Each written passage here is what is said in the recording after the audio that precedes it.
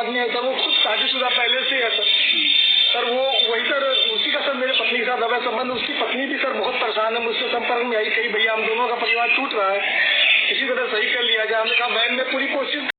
नमस्कार, आप देख रहे हैं CNX 24। जैसे अभी आपने देखा, युवक अपनी आप बीती सुना रहा है और हाथ में कुछ कागज लेकर बता रहा है। यह है आलोक मौर्य। आलोक मौर्य SDM के पति है। अब आप सोच रहे होंगे कि यह SDM के पति होकर क्यों रो रहे हैं। सफाई कर्मी में नियुक्त आलोक मौर्य की कहानी भी गजब है। एक गाना आपने सुना ही होगा, कोरे कोरे सपने मेरे थे अधूरे, धीरे धीरे रंग सजा के तूने कर दिया पूरे। यह गाना है फिल्म सूर्यवंशम का, जिसमें हीरा ठाकुर ने पढ़ा लिखा कर अपनी पत्नी को कलेक्टर बनाया। वही ज्योति मौर्य और आलोक मौर्य की कहानी है। रियल लाइफ और रियल लाइफ में क्या अंतर है, ऐसा ही कुछ आलोक मौर्य ने अपनी पत्नी के लिए किया। पढ़ा लिखा कर PCS अधिकारी बनाया ज्योति मौर्य। PCS अधिकारी बनते ही अफसर से हुआ प्यार, फिर क्या पति का किया जीना दुश्वार। आलोक मौर्य को भी हीरा ठाकुर बनने का भी बड़ा शौक था, उल्टे ही मुसीबत में फंस गए। आलोक मौर्य ने कहा मेरी पत्नी मुझसे तलाक चाहती है, नहीं तो जीना दुश्वार कर दूंगी। जिसके सपने पूरे किए उसी पत्नी ने SDM बनने के बाद पति को दिया धोखा, पति को बच्चों से भी कर दिया अलग। PCS ऑफिसर मैडम का अब चल रहा है होमगार्ड कमांडेंट के साथ अफेयर।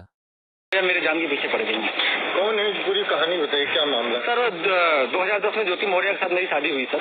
मैं सर पंचायत राज विभाग में सर 2009 में सिलेक्ट हुआ प्रतापगढ़ में सर, वहीं पे नौकरी कर रहा हूँ सर। और 2010 में इनसे 19 नवंबर को मेरी शादी हुई और सर उसके बाद हमारे संबंध बहुत अच्छे रही। इन्होंने कहा मुझे पढ़ना है सर, मैं इनको पढ़ाने के लिए मैं इलाहाबाद लेके आया और इलाहाबाद में सर द काउंसिल कोचिंग है, वहाँ पे इलाहाबाद की सबसे अच्छी कोचिंग थी। मैंने वहाँ पे किसी तरह सर पिताजी के सहयोग से, भाइयों के सहयोग से और यहाँ तक कि मैंने अपने DPRO साहब के सहयोग से पैसा उधार लेके इनको कोचिंग कराया और सर ये मेहनत भी की सर और सक्सेस भी हुई। 2015 में ये सर SDM पद पे चयन हुई, 16वीं रैंक इनकी आई सर। बहुत खुशी का माहौल हुआ कि हम एक छोटे पद पे रहते हुए अपनी पत्नी को इतना आगे ले गए।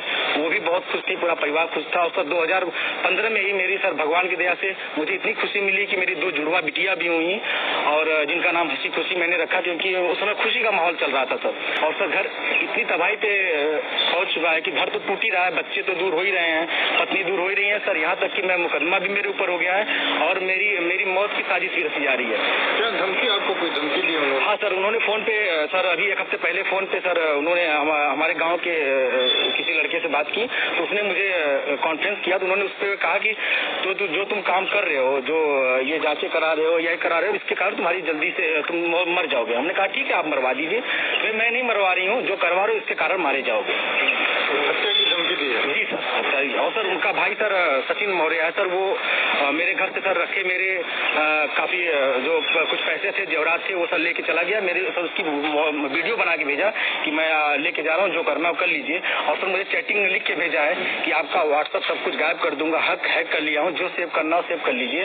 और सर उसने क्या किया कि मेरी सिम भी अपने पास रख लिया है, रख के यूज कर रहा है। मेरा बैंक अकाउंट उसमें जुड़ा हुआ है सब कुछ, लेकिन सर वो मेरी जान पे सब लोग तुले हुए हैं। क्या वो आपसे तलाक मांग रही है? हाँ सर, उन्होंने मुझसे ऑडियो के माध्यम से ये कहा है, मुझे अभी तक कुछ ऐसा नोटिस तो नहीं मिला है, लेकिन तो उन्होंने कहा है कि तलाक प्यार से दे दीजिए, बवाल मत करिए, नहीं तो मैं आपको बर्बाद कर दूंगी। आपके DPRO से बात हो गई है, आपको बर्खास्त करा दूंगी, न नौकरी करने दूंगी न जीने दूंगी। आपने इसकी शिकायत कहा? सर इसकी शिकायत मैंने सर्वप्रथम सर उसी दिन धूमनगंज SHO साहब से की।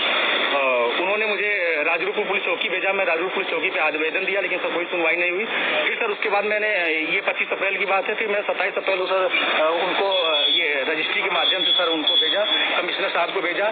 DM साहब खत्री साहब के यहाँ मैं खुद स्वयं उपस्थित हुआ हूँ, उनसे मैंने बात की कि सर आपके SDM साहब हैं, ऐसा कर रही हैं। तो उन्होंने कहा ठीक है मैं कार्रवाई करवाता हूँ। फिर मैं कमिश्नर साहब के यहाँ गया, कमिश्नर साहब को दिया, पुलिस कमिश्नर साहब के यहाँ उपस्थित हुआ, उनको दिया।